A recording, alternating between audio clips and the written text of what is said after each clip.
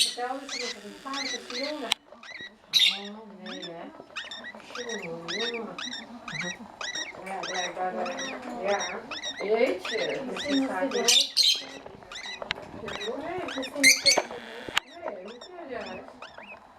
Sporten niet eens wel vaker, dan gingen die moeder bedreigen. En dan gaat hij dan zeker vragen naar de buren. Nee, Ga je weer ochtends en dan geven ze ook? ik weet niet, misschien kent u die mensen, misschien zijn het ook Italiaanse mensen of zo, weet je.